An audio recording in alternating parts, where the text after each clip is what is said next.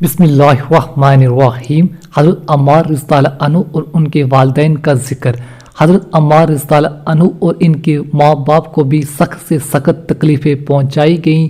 مکہ کی سخت گرمی اور رتیلی زمین میں ان کو عذاب دیا جاتا اور حضور اقدس صلی اللہ تعالیٰ علیہ وسلم کا اس طرف گزر ہوتا تو صبر کی تلقین فرماتے اور جنت کی بشارت فرماتے۔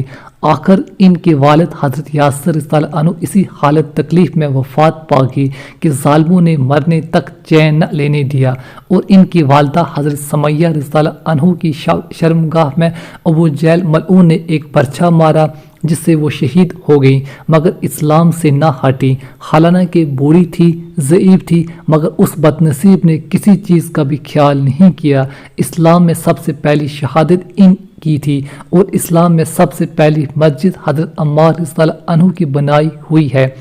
جب حضور اقدس صلی اللہ تعالیٰ علیہ وسلم ہجرت فرما کر مدینہ تشریف لے گئے تو حضرت عمار رضی اللہ عنہ نے کہا، حضور اقدس صلی اللہ تعالیٰ علیہ وسلم کے لیے ایک مکان سائے کا بنایا جائے جس میں تشریف رکھا کریں، دوپہر کو آرام فرما لیا کریں اور نماز بھی سائے میں پڑھ سکیں۔ تو قبا میں حضرت عمرہ نے اول پتھر جمع کیے، پھر مسجد بنائی۔ لڑائی میں نہایت جو شریک ہوتے تھے ایک مرتبہ مزے میں آ کر کہنے لگے، اب جا کر دوستوں سے ملیں گے، محمد صلی اللہ تعالیٰ علیہ وسلم اور ان کی جماعت سے ملیں گے۔ اتنے میں پیاس لگی اور پانی کسی سے مانگا، اس نے دودھ سامنے کیا، اس کو پیا اور پی کر کہنے لگے، میں نے حضور اقدس صلی اللہ تعالیٰ علیہ وسلم سے سنا تھا کہ دنیا میں سب سے آخری چیز دودھ پیے گا، اس کے بعد شہید ہو گئی۔